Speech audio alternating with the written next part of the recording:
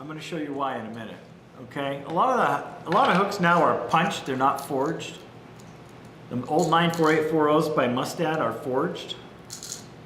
And what that means is that you can do things to them you can't do to a punched hook. Like bend them. Okay? So a lot of people say, well, how do you get that angle? Oh, it's real simple. You take a pair of needle nose pliers. Now I found these pliers, I don't know why or where, but it's like a 1/4 inch wide at the tip.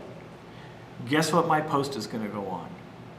At 1/4 inch. And because it's forged, you know it's going to break the first time, right? Because it's forged, I can bend it. I can just bend it to the angle I want. And that's the post I'm going to tie on. Tom, would you pass this around to people? Okay, I'm going to set this hook up in here so that you're going to see exactly, if I can fix this copper, exactly why I bend the hook, because this is how it's going to hang in the water when you pick this up. Hold it over next to your fly and yeah. It's going to hang like that in the water. Point up, right ready for their lip. Now, one of the hook makers has actually got a clink hammer hook out there. Partridge does. Yeah, Partridge is now making a clink hammer. The only thing I don't like about a clink hammer is its nice kind of rounded bend going straight. It doesn't have a flat spot that I can tie in with the round going the other way. Okay? So, we're going to tie one of these up. I'm going to pass this around to Tom so people will see what we're working with here. yeah. I'm going to try to set it up in here so the angle is right. So the body and the tail hang in the water, below the water surface, and the abdomen and the tail, and the thorax and the hackle and wing are all above the water, basically. It's an emerger or a fish or a bug that can emerge from its shell casing. Yeah, cripple. Cripple, yeah. That's the other term you can use. Number 6 maybe? Is it a 6? What? Size 6? What size is the hook? 10 and 12. For the March Brown, 10s and 12s. Sorry, I've got broken thumbs. The edges, I hate it when the skin breaks. Hey, does anybody here have a solution for that? For what? When your edges of your thumb start cracking? Super glue. Yes.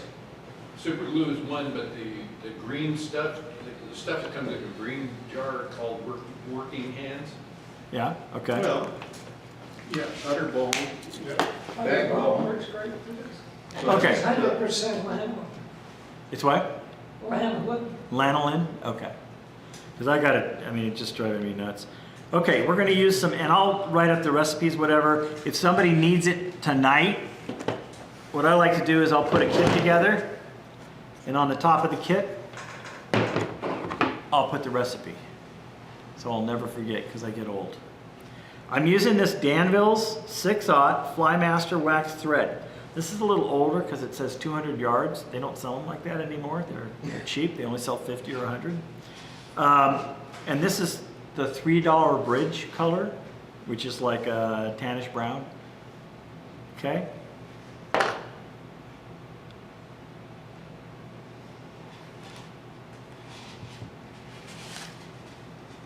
There it is. Sorry, I need to see when I tie.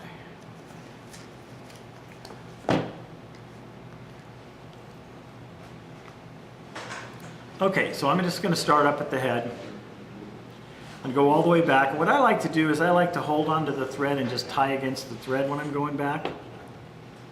That way I make sure I have nice even wraps. Just going to put a base down.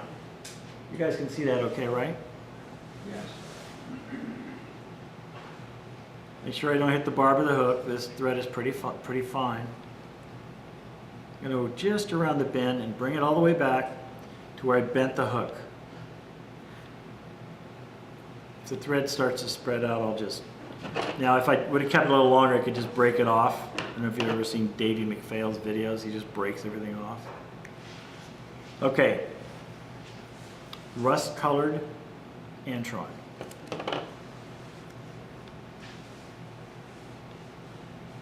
I'm going to tie it in right where that bend is, because that's going to be the underbody. And I'm going to go back to my little bend in the hook area there. So I want this pointing down a little bit. Take one turn underneath. And I'm just going to tie this down. Bunch of wraps. I'm going to go all the way back to the tail set position. I'm going to stop right there. I'm going to take my bodkin or my scissor points and I'm just going to kind of spread these out a little bit. Usually I have a little brush or a little hair comb with me to comb them out.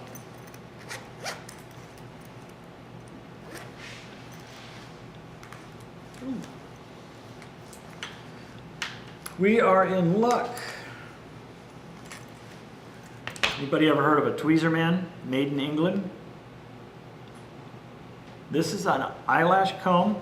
It actually folds closed if you wanted to drill a hole and put it in your vest pocket of your fishing vest. Or you can put it out and put a little super glue on it and it'll never close, which is what I do when I'm tying. And you can just brush this out now, because you'll get knots in antron, as you know. It can be a real pain in the ass. Okay, my thread is still back at the tail set position. So Dave, Yeah. you start with a V, right, and fold it in half and wrap it. Yeah, there's a little technique where I take the thread out and I just take like 1.5 inches, put my finger on the thread, pull it, and just tie it in and tie it all the way back. Okay, you guys know about goose biot or turkey biots and goose biots, right? Yeah. Okay, so turkey biots are for tails, goose biots are for bodies because they're long. The prime area in a turkey biot, as you can see, is this section right here. They're nice and long, they're easier to tie with. You get to the bottom and they get really short like this. You come up here and they're super long. Okay?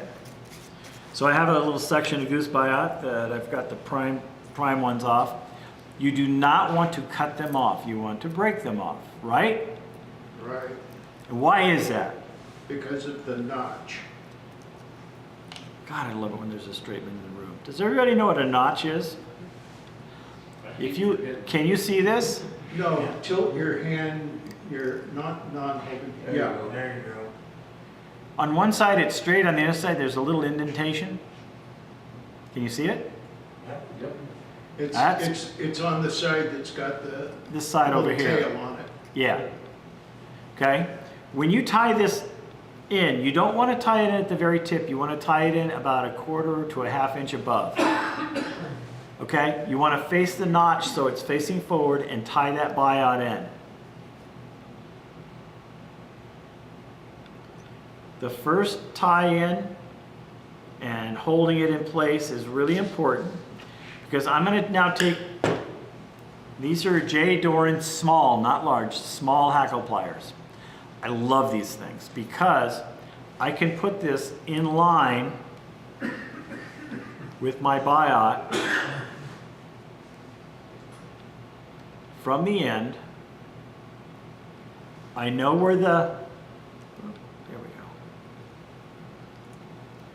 Did it turn on me? Yes, it did.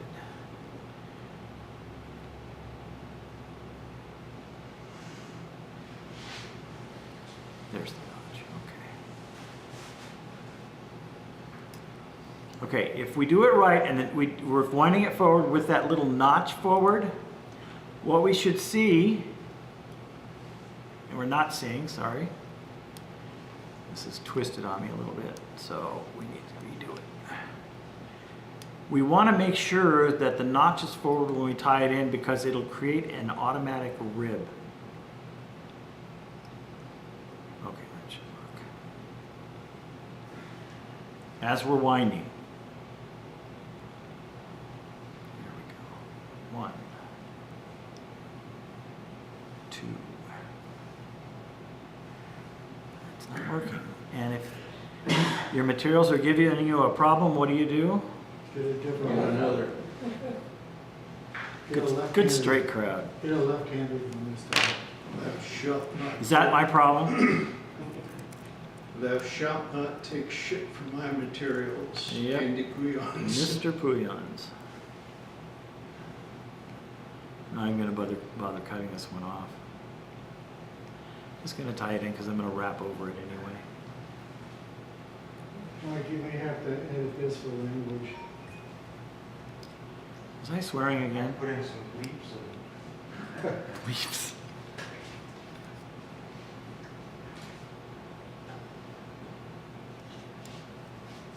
There we go. Yeah, it's really important that you have that notch forward, or it's not going to form the rib properly.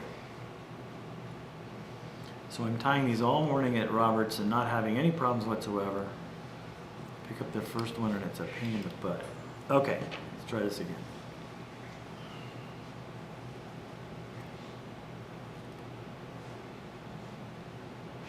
Notches forward. Here we go. Yeah. One. Now, I'm not sure if you can see that in the photo, but as I make my next wrap, you can see the rib.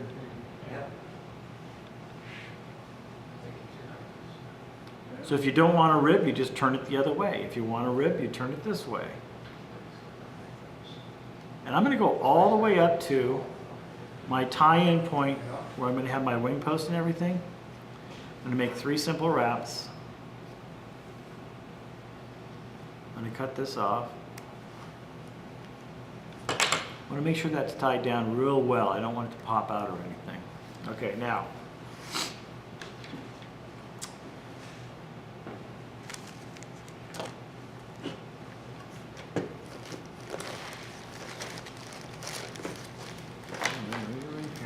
Oh, there you are. Okay. This is some Antron that I found that's twisted together. Okay, on a spool. It was in an antique collection. Just going to cut this. There's 2 pieces basically twisted together. I can just go like this real quick. And guess what? They're separated. Now I can take this and I can do something fun with it. Does everybody know what root beer crystal flash is? You can take some root beer crystal flash. Now, when I'm doing my dry flies, even my emergers, I like to have a little bit of flash in it. So I'm going to take 1 piece, fold it in half. Take those 2 pieces, fold it in half and cut it again. Now I have 4 pieces. I can take this, just unravel a little bit by just moving it in your fingers.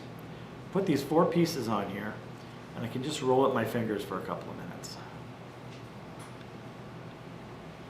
What that does is it gives me just a little bit of coloring, flash and crystal flash to make my fly look a little different from the others that are out there. I can do the same process I did for the tailing material.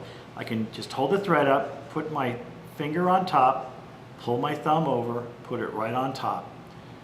6 wraps in front, 6 wraps in back.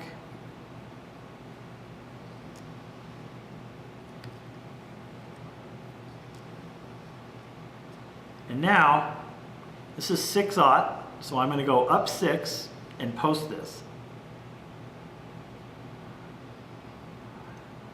6. I want to make sure I have enough space up here to put a hackle in. I may go 2 more. This is pretty thin. Then I'm going to go down.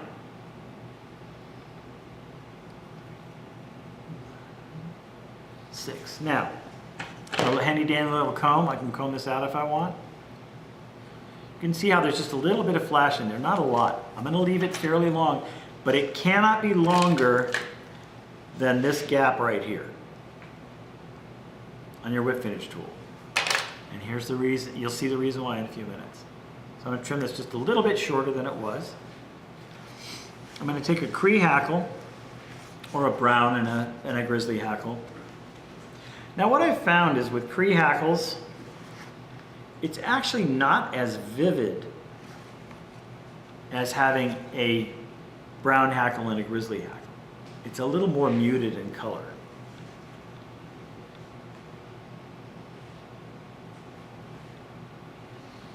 Is that good or bad? It depends on what you're trying to accomplish. If you want a bright looking fly, I use 2 hackles. If I want a little duller looking fly, you know, that isn't gonna stand out too much, I'll use a Cree. Now, how long should it be? I like to just put it on to see how long it's gonna be because I really don't want it to go longer than the end of the abdomen. Okay, the hackle itself. So I can take this out, prepare it.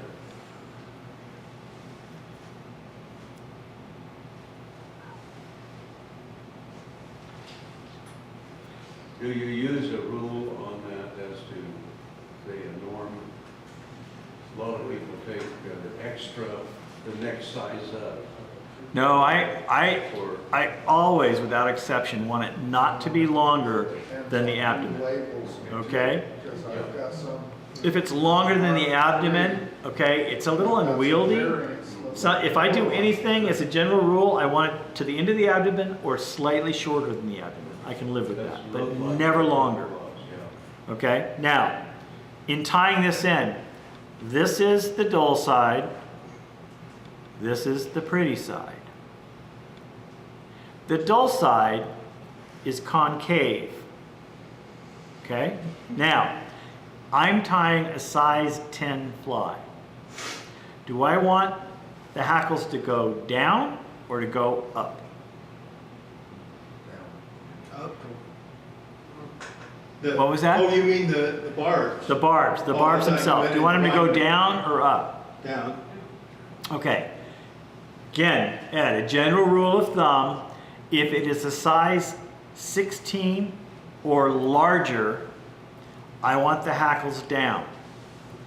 If it's a size 18 and smaller, I want the hackles up, and I'm going to put in 2 more wraps. So that the body of the smaller fly is hanging right in the water and film, as opposed to those tips holding the body up off of the film. Okay? So I'm going to tie this so the hackles are going to go down. So the curved side is going to be towards me. And what I'm going to do is I'm going to hold it at a right now the thread's behind the wing. I'm going to hold it at a 45-degree angle to the hook shank. I'm going to tie it in forward first. Then I'm going to pull this. Come on. Turn it. There we go. And what I'm going to do is I'm going to wind up the post. How many turns? 6. Right? And then I'm going to go down the post. How many turns? Okay, then I'm going to bring it forward.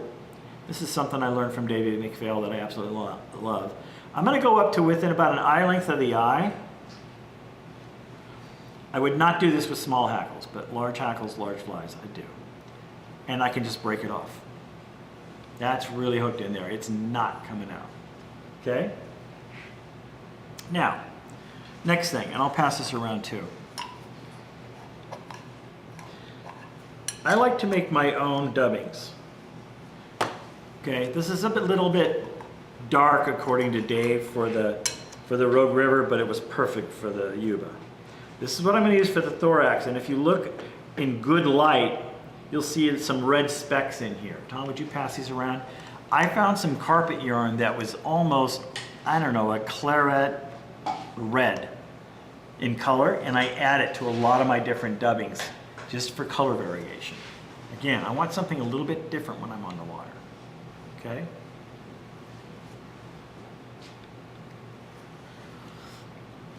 Oh, actually, I should have taken a pinch of that, the actual dubbing material.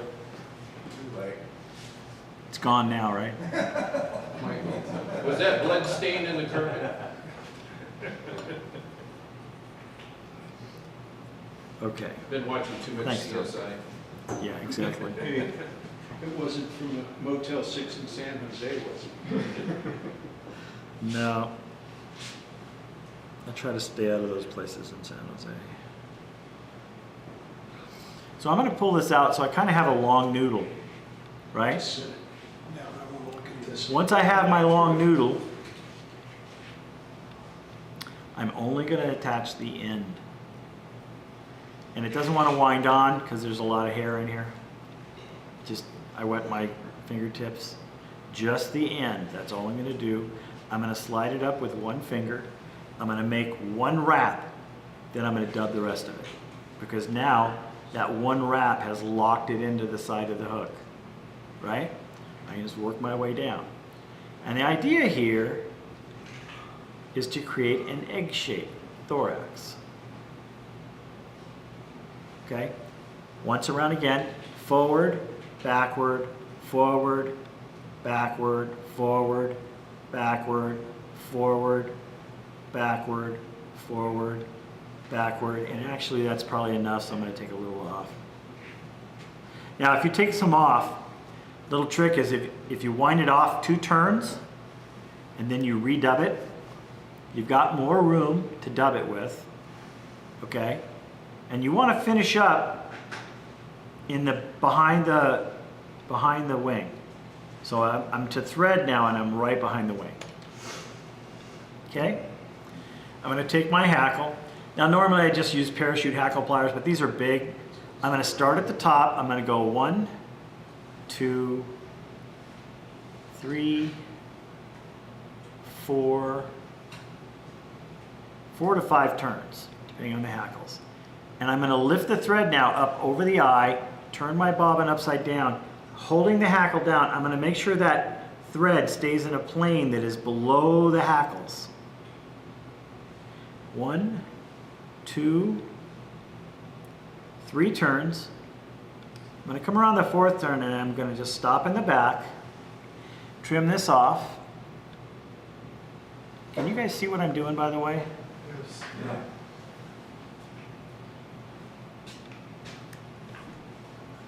All right. Now I can hold this in a plane and look at it and go, oops, I caught 1 hackle over here when I was twisting around. I cut it out at that point in time. Okay? Who was it? Dave Cruz taught me how to do this posting against the wing thing.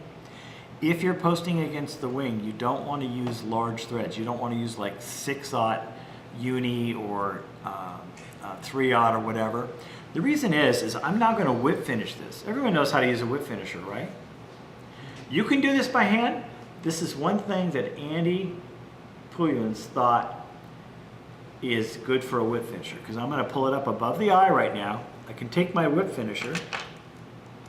Now normally I'd just hook it and I'd whip in the front, or I'd hold that hackle down in the front and tie it down, and then add dubbing later. Lots of work. I can take this now and I can turn it over, and can you see that little figure 4 I've made?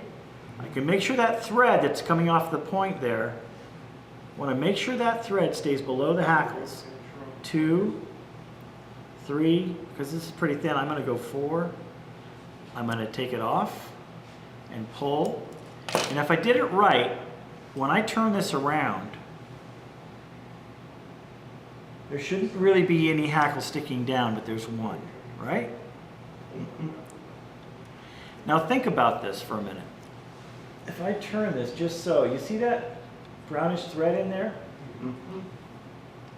That's what the fish sees from the bottom. If you use small, tiny threads, like Vivas 16/0 is what I like to tie with most of the time. This is the original pattern that I tie with the original thread materials. But Vivas is super fine thread. You'll never see it in the base of this. So now I'm not going to cut it with the scissors. I'm going to take the scissors and just rub it against the thread and it'll pop. Okay? Now, shoot, I forgot my head cement.